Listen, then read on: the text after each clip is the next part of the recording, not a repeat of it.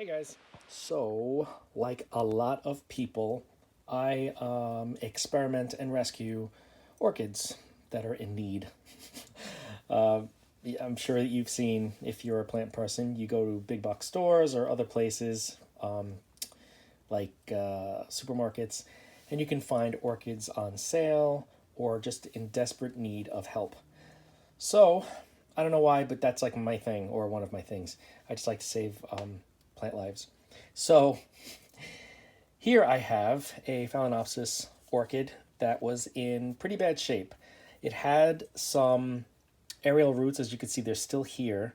I've had this for a little while now, but I took out all of the sphagnum moss that it came with.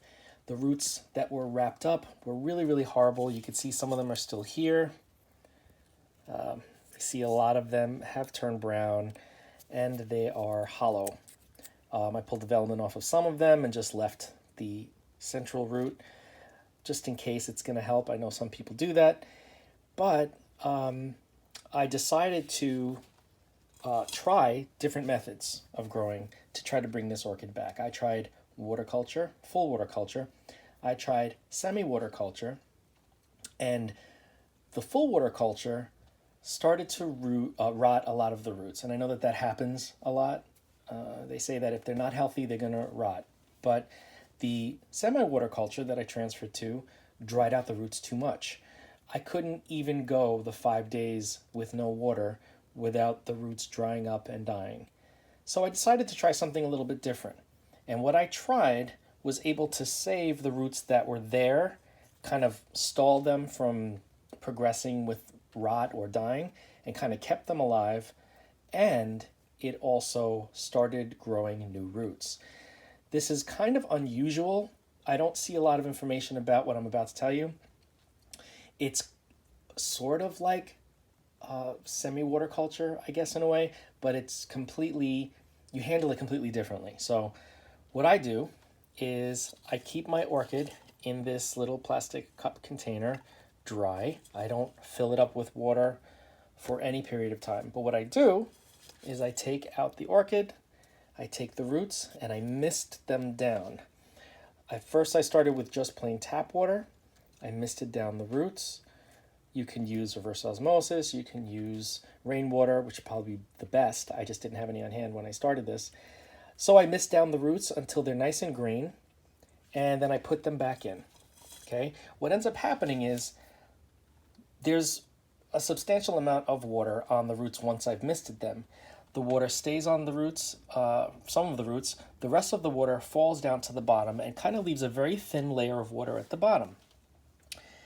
What I do then is I do not touch that orchid until all of that water is gone. I don't want to see any water hanging out on the bottom of that cup.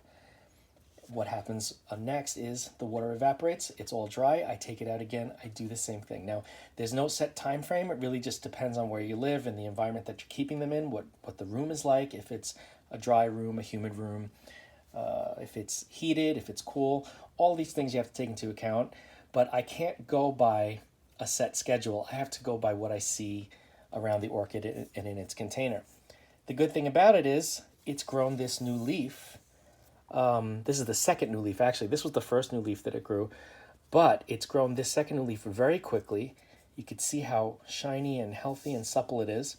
And I have a whole bunch of new roots popping in. You see right there? There's a root there.